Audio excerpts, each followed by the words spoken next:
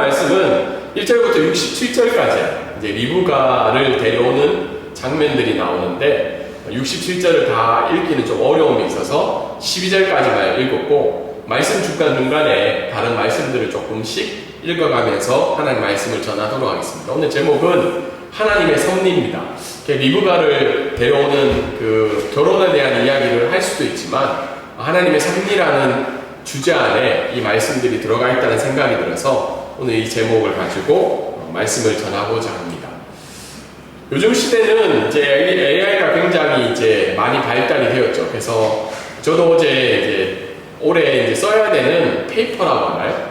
이제 연구 보고서가 있어요. 어디 발제하고 책을 만들어야 되는 곳에 있다 보니까 AI를 통해서 이제 제가 연구를 하다 보니까 이 AI 시대가 참 좋은 부분도 많은 것 같아요. 제가 이제 뭐 한 10개, 15개 정도 되는 이제 논문을 집어넣고 제가 원하는 주제로 이것들을 연구 보고서 20페이지를 좀 작성해봐라 이렇게 이야기를 하니까 작성을 잘해줘요. 물론 이것을 다 확인을 제가 해야 되는 작업도 있고 다 따라갈 수는 없어요. 제가 가지고 있는 논지가 있으니까. 그만큼 AI 시대가 우리에게 많이 찾아왔고 어떤 뉴스를 보니까 미국의 고학력자들이 굉장히 실업률이 높다고 그러더라고요. 그 이유 중에 하나가 인공지능이 어떻게 해요?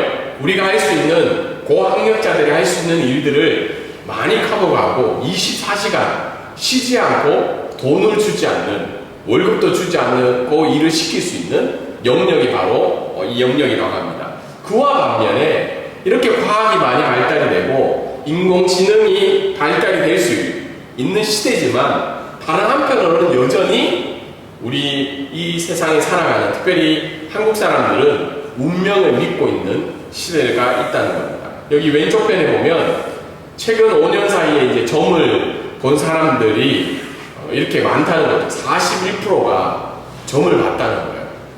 점도 보고 우리가 아직도 오늘의 운세를 보고 있는 사람들이 적지 않게 우리 주변에 살아가고 있습니다. 그러면 왜 이걸 하냐? 왜 이렇게 운명을 믿고 점을 보고 오늘의 운세를 확인하냐면 첫 번째 이유가 뭐죠? 인생사 그리고 우리의 일상생활과 관련된 것들 그리고 중간중간에 보면 어떻게 해요? 중요한 일들을 결정할 때 불안하다는 거죠. 우리의 미래는 결정이 되어 있는데 불안하기 때문에 이 운명을 믿을 수밖에 없고 점을 의지할 수밖에 없다는 겁니다. 근데 오른쪽 제일 밑에 보면 근데 참 안타깝게도 개신교 하나님을 믿는 사람들도 몇 프로가 점을 본다는 거예요? 23%예요. 지금 예배실에 예배 드린 사람이 12분이거든요. 그럼 이 중에 몇 명이 봤다는 거예요? 4명. 4명에서 5명이 본 거예요. 뭐 서로 이렇게 의심하면서 볼 필요는 없지만 이 중에서도 있다는 겁니다. 근데 천주교, 불교? 불교는 더더욱 퍼센테이지가 많죠. 아무튼 운명을 믿고 살아가는 시대가 바로 오늘 우리가 살고 있는 시대입니다.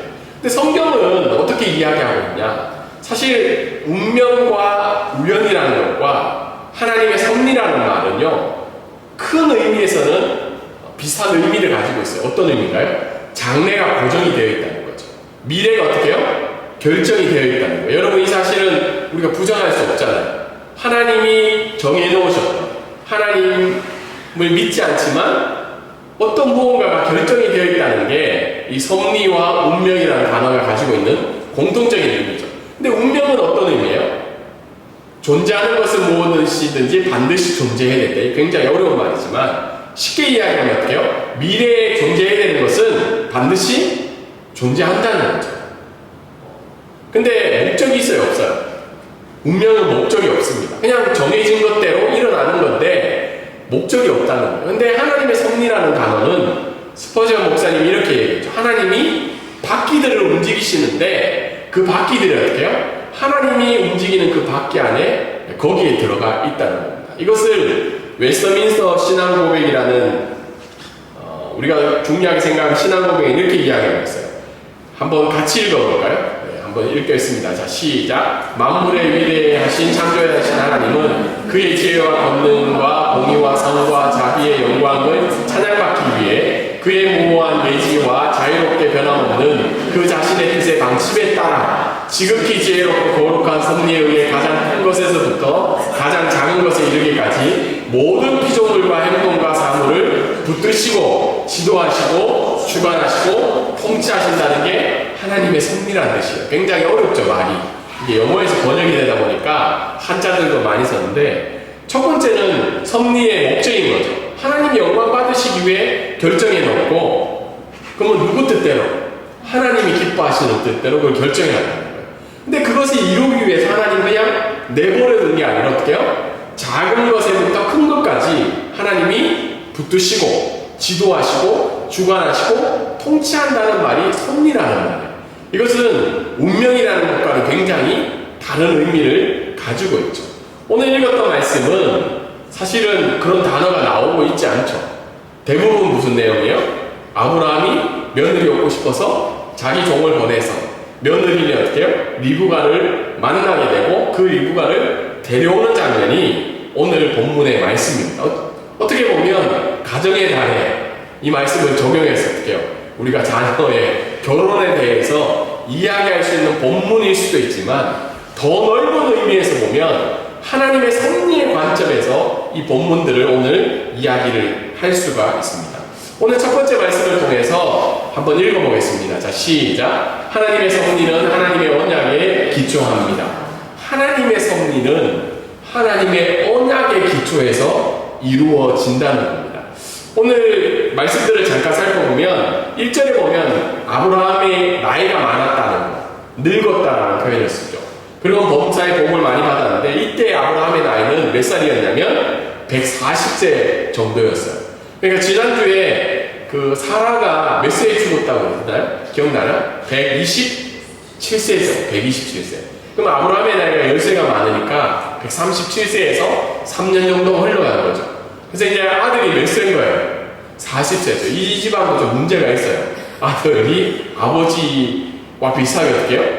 아버지는 자녀를 늦게 낳았지만 이 아들은 어떻게 해요? 쉽게 얘기해서 노총각인 거죠. 40세. 그 당시에 40세는 굉장한 노총각이에요. 아무튼 이 나이가 많은 상황 속에서 이 일이 이제 벌어지게 되죠. 그래서 아브라함이 누구를 부르나요? 종을 부릅니다. 이때 종은 에베네셀이라고 엘리에셀이라고 예전에 한번 어떻게 해요?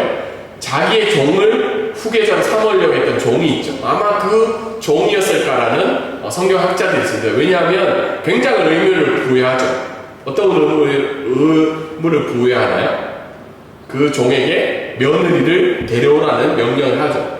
그래서 내 허벅지에 내 손을 넣으면서 이제 맹세하라고 이야기하는데 종이 어떻게 얘기해요? 처음부터 맹세를 해요? 안 해요? 안 하죠. 왜냐하면 맹세를 어겼다고 어떻게 해요? 큰일이라니까. 그래서 종이 이렇게 묻죠. 만약에 그 여인이 안 온다고 했을 때 내가 어떻게 합니까? 그러니까 아브라함이 어떻게 대답을 하나요? 걱정하지 마라. 안 온다고 하면 거기 놔두고 그냥 너 오면 된다. 책임 묻지 않겠다. 이 내용들을 이야기하고 난 다음에 어떻게 해요? 그 종이 드디어 아브라함의 허벅지 밑에 손을 넣고 언약을 하고 있습니다. 그런데 아브라함이 건 조건이 하나가 있어요. 그게 뭐예요? 이삭의 아내를 어디를 통해서 데려오라는 거예요?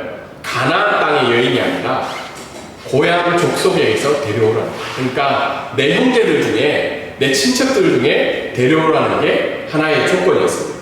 그래서 이 종이 어떻게 돼요? 그 맹세를 해서 나홀son, 여러분 나홀은 누군가요? 아브라함의 형제였죠. 아브라함의 형제. 아브라함의 형제인 이 가친척인 나홀성이 도착하고 난 다음에 아브라함이 이제 기도를 하게 된 거예요. 아브라함의 종이 어떻게 해요? 하나님 은혜를 베풀어 주셔서 그 여인을 만나게 해주십시오. 이삭의 아내를 만나게 했어요. 근데 이삭의 아내를 만나는 하나님의 뜻이 어떻게 나타나야 된다는 거예요? 두 가지 아니에요. 하나는 나에게 물을 줘야 되고 우물가에서. 두 번째는 뭐죠? 낙타 10필에게 물을 줘야 된다는 거예요. 네, 여러분 이런 기도 할 수 있잖아요. 하나님 나에게 뜻을 허락해 주시면 이런 일들이 일어나게 된다. 그런데 물을 주는 것까지는 괜찮아요. 맞죠? 물 줄 수 있잖아요. 물을 주는 건 물론 이방인에게 낯선 사람에게 물을 주는 건 좀 어려운 일일 수 있지만 물 주는 건 괜찮은데 낙타 10필이 문제예요. 낙타 10필. 낙타 10필이 물을 주려면 물 1톤 정도가 든다고 합니다. 물 1톤. 그러니까 우물가에 물을 길러가지고 열피를 주려면 굉장히 오랜 시간이 걸린다는 거예요. 근데 모르는 사람의 낙타 열피를 줘야 된다는 거예요. 근데 이게 사실은 엉뚱한 기도죠. 그리고 일어나기 힘든 기도인데 그만큼 아브라함의 종은 어떻게 해요? 하나님의 인도하심을 구하고 있는 기도의 내용으로 우리가 생각할 수 있습니다. 그런데 어떤 일이 벌어지나요? 우물가에 찾아온 한 소녀가 낙타에게 물을 주기 시작합니다. 그것도 열피래. 그러고 난 다음에 어떻게 해요?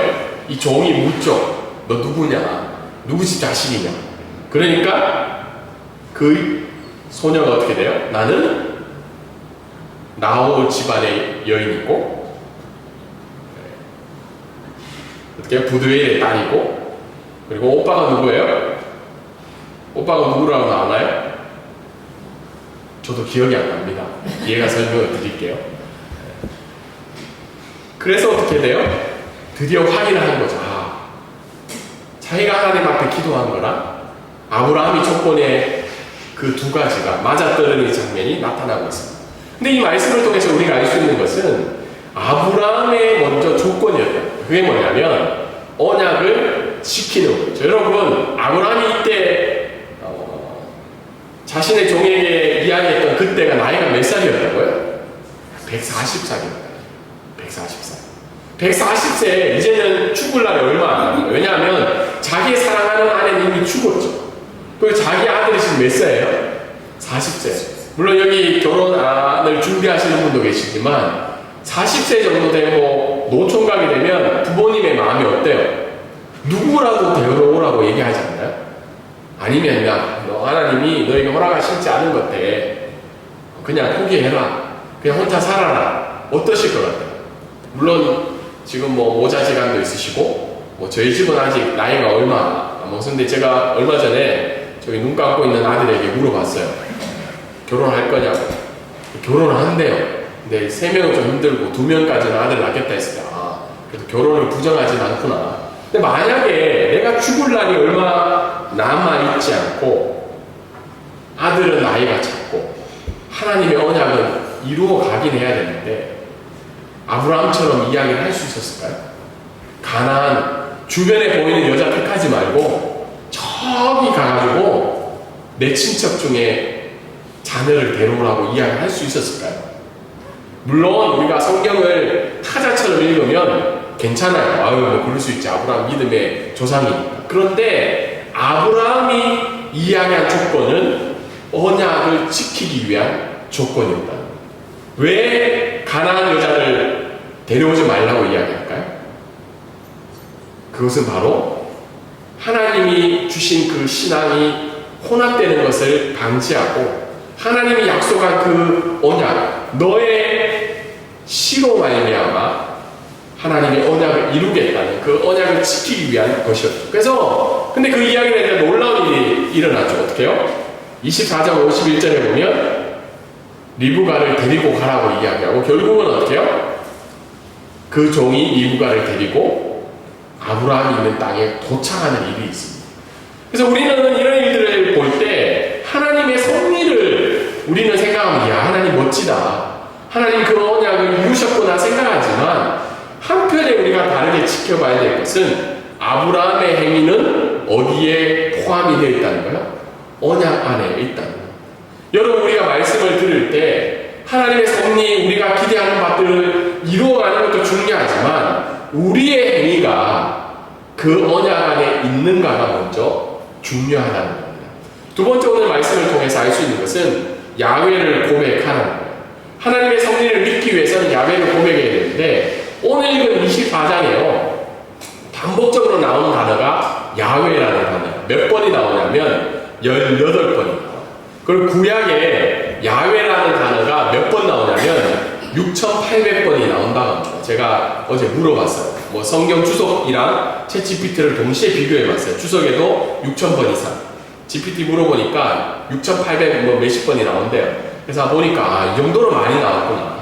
야훼라는 말이 왜 이토록 중요하냐면 여러분, 구약에 나오는 아브라함부터 이스라엘 백성까지 누구를 아는 게 목적이었다는 거예요? 하나님이신 야훼를 아는 게 목적이라는 거예요. 근데 이 야훼라는 말은 변하지 않는 자, 스스로 있는 자라는 뜻인데요. 이 야훼가 하시는 일들이 뭐냐면 섭리라는 단어인데 거기에 보면 이렇게 나와 있죠. 하나님이 보신다. 섭리라는 단어는 보신다라는 단어에서 나온 의미입니다. 근데 하나님이 보기만 보면 의미가 있어요, 없어요? 우리 뭐 가족들 간에도 힘듦을 얘기할 때 그래 힘든가 보다. 안다. 여기에서 그치면 부모가 좋은 부모인가요? 보통 자녀의 어려움을 보고 있을 때 어디까지 가나요? 본다는 의미가 돌보고 공급해준다는 의미까지 가잖아요. 물론 요즘 부모님들은 지혜로우셔가지고 공급을 잘 안 해주시는 경향이 있죠. 근데 한국 사람들은 중국 사람이랑 한국 사람의 특징이 뭐냐면 전 세계에서 자식에게 은행에서 빚을 내서 집을 사주는 전 세계 두 민족이 있습니다. 두 민족. 그 민족 중에 하나가 중국 사람이랑 한국 사람이에요. 그래서 지금도 결혼식하고 자식들 집 없으면 어떻게 부모님들이 대출을 받아서 집을 사주잖아요. 요즘은 많이 바뀌었지만 옛날에 어떻게 해요? 많은 부모님들이 이렇게 한 거죠. 동일하게 하나님이 보신다는 의미는 뭐예요? 하나님의 섭리가 이루어진다는 말은 하나님이 보시면서 그것을 돌보고 공급한다는 의미까지 있다는 겁니다. 그래서 오늘 읽었던 앞에서 배웠던 웨스트민스터 신앙고백서에 보면 어떻게 해요? 가장 큰 것에서부터 가장 작은 것까지 모든 피조물과 행동과 삶을 어떻게 해요? 붙드시고 지도하시고 주관하시고 통치하시는 게 하나님의 섭리라는 거예요. 그러니까 하나님의 섭리는 야훼 하나님에서 발생이 된다는 겁니다. 근데 유대인들은 야훼라고 부르지 않습니다. 왜냐하면 십계명이 어떻게 해요? 여호와 이름을 망령되이 일컫지 말라고 이야기했기 때문에 야훼를 말을 바꿔서 아도나이라는 말로 부릅니다. 아도나이. 이름을 바꾸는 거죠. 왜 야훼를 고백해야 되냐면 하나님의 섭리를 믿는다면 그 믿음의 근거는 야훼에 있다는 거예요. 그 야훼는 어떤 하나님이라는 거예요? 변하지 않고 스스로 있는 사람이라는 거예요. 여러분 우리가 하나님의 섭리에 대해서 왜 불안해할까요? 오늘도 여러 가지 사항들로 불안해하며 낭망하는 마음이 있어요. 불안해하는 이유가 뭘까요? 하나님의 섭리가 어떻게 해요? 정말 붙드시고 지도하시고 주관하시고 통치하는 것에 대한 의문이 있기 때문에 우리도 오늘 하루가 불안한 마음으로 살아갈 수 있다. 그래서 하나님의 섭리를 먼저 이야기하기 전에 어떻게 해요? 야훼의 하나님을 먼저 고백하는 것이 우리의 믿음이 필요하다는 겁니다.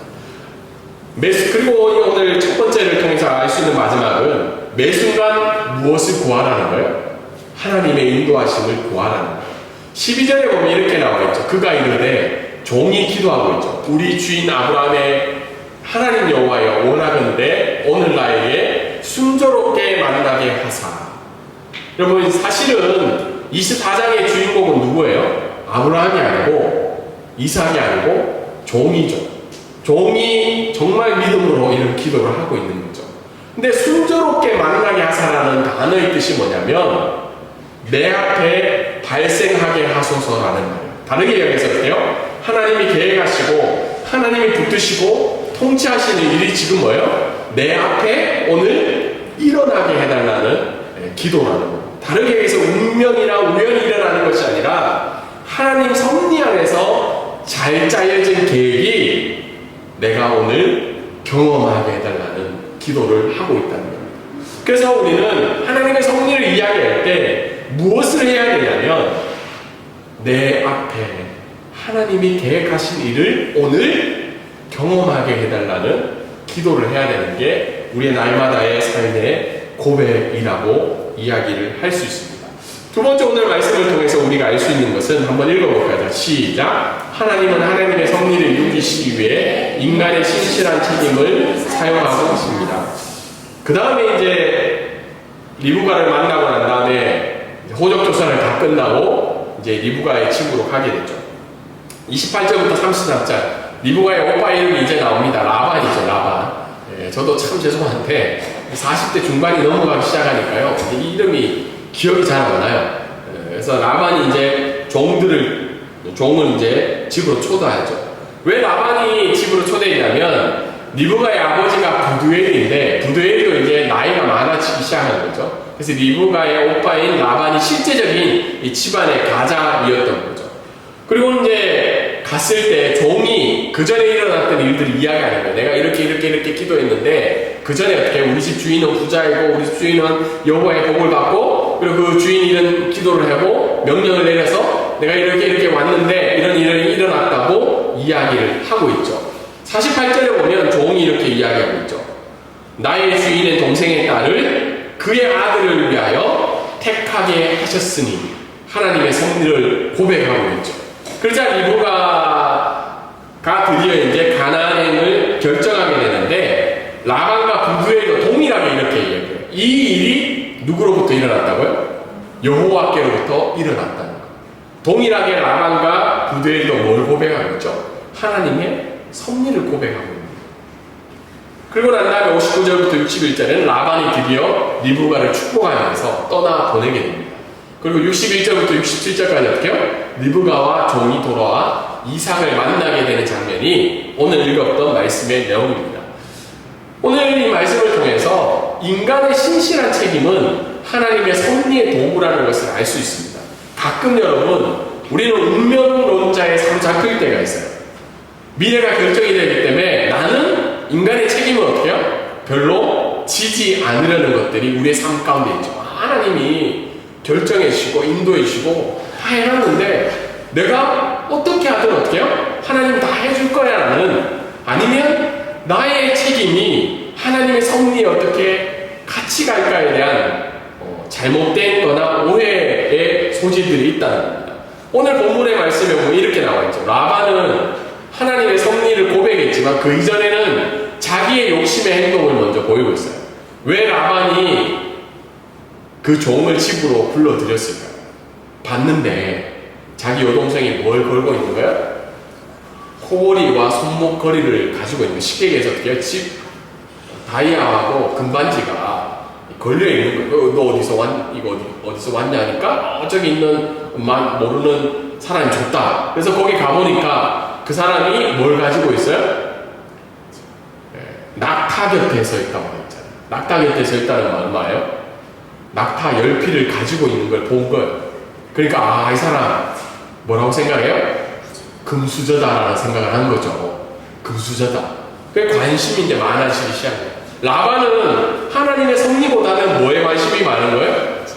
재물에 관심이 많은 거죠. 그래서 집으로 데리고 와서 어떻게 해요? 집과 사료를 낙타에게 주고 발을 씻어주고 음식을 베푼 거예요. 그래서 이 사람의 관심을 가지려고 하는데 이 종이 뭐라고 얘기하나요? 나 음식 안 먹는다. 지금 뭘 먼저 얘기해야 되냐? 내가 내 일을 진술하기 전에는 먹지 않겠다. 야, 여러분 그렇게 할 수 있어요? 만약에 누군가가 하나님 섭리가 이루어지는 것 같아요. 막 잘 돼가고 있어요. 그럼 그 사람이 어떻게 해요? 좋은 걸 막 제공해주고 하는데 그 순간에 이 종은 자기의 책임을 생각하는 거예요. 내가 이 섭리 속에 하나님의 일을 이루어가기 위해서는 내가 하나님 앞에 맹세한 것들을 어떻게 해요? 책임을 져야 된다고 이야기를 하고 있죠. 그래서 우리는 착각을 하면 인간의 책임과 하나님의 섭리가 충돌하는 생각을 할 수 있는데 그게 아니라 하나님은 하나님의 섭리를 이루어 가실 때 언약을 믿고 나아가는 우리의 책임을 요구하신다는 겁니다. 여러분 오늘 이렇게 꿉꿉한 날씨 속에서 예배 드리러 올 때 여러분 고민하지 않으셨어요? 특별히 여행을 오신 분들, 야, 오늘 꼭 굳이 예배를 드리러 가야 돼? 뭐 온라인 예배 드려도 되는데, 저는 어떨까요? 목사인 저는 그런 생각을 하진 않아요. 왜냐하면 가서 설교를 해야 하니까. 그런데 만약 제가 어디를 여행을 왔다 싶으면 고민이 될 것 같아요. 근데 여러분 이 자리에 예배하러 드린 이유가 뭐예요? 예배 안 드리면 하나님이 방콕에 비도 많이 오는데 천둥과 지진을 내리셔가지고 우리를 심판하시려고, 아니면 이번 주에 중요한 결정인데 뭔가 꼬일 것 같아서? 그게 아니라는 거죠. 하나님 앞에 예배를 드린다는 건 어떻게 해요? 내 인생을 이끌어 가시고 책임지시고 붙드시는 것이 야훼 하나님, 그 하나님의 섭리라는 것을 고백하기 때문에 이 자리에 예배를 드린다는 거예요. 이게 우리가 하나님 앞에 드려야 되는 뭐예요? 신실한 책임이라는 거예요. 오늘 두 번째 이 말씀을 통해서 알 수 있는 것은 믿음의 반응이라는 거죠. 그런데 라반이 이게 하나님으로부터 왔다는 것을 고백하고 난 다음에 생각해보니까 좀 약간 아쉬운 거죠.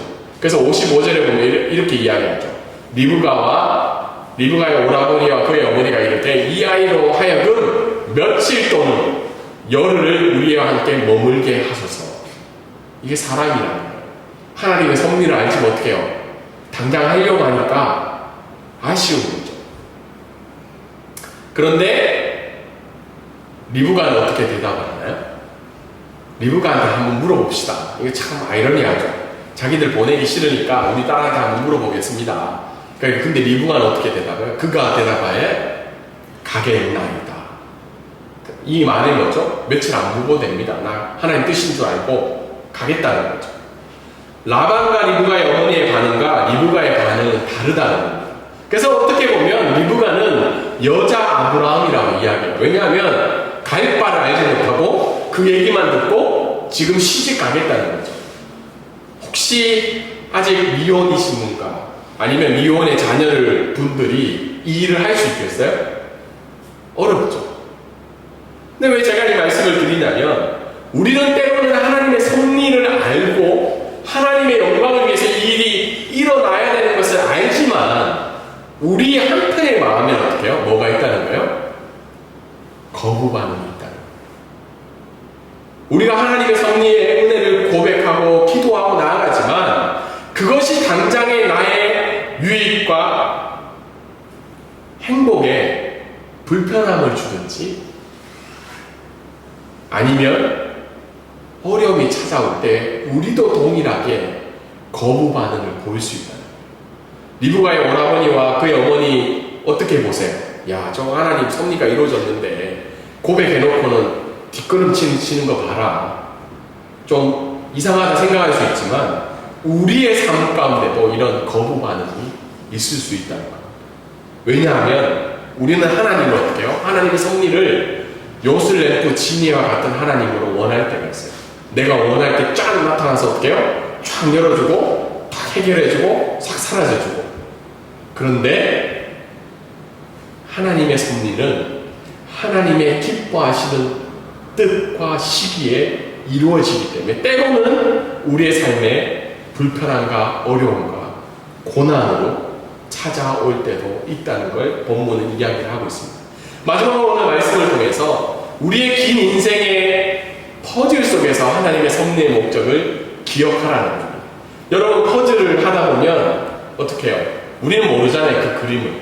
그런데 그 퍼즐을 놓는 그 순간 끝에 가봐야 그 섭리를 이해할 수 있다는 겁니다.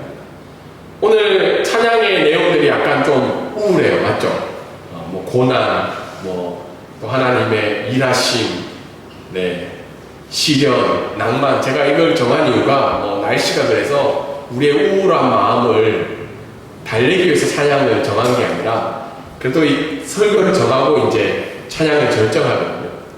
근데 오늘날 우리가 살아갈 때 어떻게 해요? 지금도 우리가 예배의 순간에 나왔지만 좌절하는 마음이 우리 가운데 있다는 겁니다. 저도 50번 찬양을 들었던 이유가 뭘까요? 행복하기 때문에 그 찬양을 들었을까요? 제 마음 가운데도 좌절이 찾아오기 때문에 그 찬양을 많이 불렀겠죠. 그리고 살다 보면 어떻게 해요? 부당함과 불공정이 너무 많이 일어나요. 그렇지 않나요? 부당함. 저도 선교사로 살고 있지만 때로는 부당함을 느낄 때가 많아요. 그리고 지난주에도 얘기했지만 태국이기 때문에 우리는 을의 존재죠. 태국 사람들이 갑이에요. 그래서 부당함이 너무 느껴질 때가 있어요. 이렇게 얘기하면 갑질하잖아요, 태국 사람들이. 제가 태국을 위해서 했지만 때로는 태국 사람들이 힘들 때가 있어요. 갑질할 때. 근데 오늘 찬양을 드렸던 이 보네코 목사님이 사형을 앞둔 그 시기에 약혼녀에게 마지막으로 보낸 편지의 내용이 찬양이었다는 거잖아요. 여러분, 보네포 목사님이 나쁜 짓에서 그렇게 갔는가요? 아니면 자기 욕심을 위해서 그런가요? 아니죠. 어떻게 보면 가장 부당함과 불공정이 느끼는 그 시기에 이 보네포 목사님이 찬양의 가사를 줬다는 거예요. 지나간 호물 어둠의 날들이 무겁게 내 영혼 짓눌려도 오지어 우리를 외면치 마시고 약속의 구원을 이루소서. 선한 힘이 우리를 감싸시니 믿음으로 일어날 일 기대하네. 주 언제나 우리와 함께 계셔 또 하루가 늘 새로워. 여러분, 하나님의 섭리는 우리의 유익과 기쁨과 행복을 이루기 위해서 그 목적을 향해 달려가는 것이 아니라 어떻게 해요? 하나님의 지혜와 권능과 공의와 자비의 영광을 받기 위해서 하나님의 섭리를 이루어 가신다는 겁니다. 여러분, 성경에 우리가 잘 알고 있는 다윗이 생각할 때 여러분 다윗과 같은 인생을 살고 싶으세요? 아들에게 배신을 당하고 어떻게 해요? 신하로부터 부당함을 당하고 수년간 쫓김을 당하며 원수 앞에서 어떻게 해요? 미친 척하며 자기의 생명을 보존했던 그 다윗, 왕만 생각하지 마시고 그 인생을 그렇게 살고 싶으신가요? 예수님 어떠세요?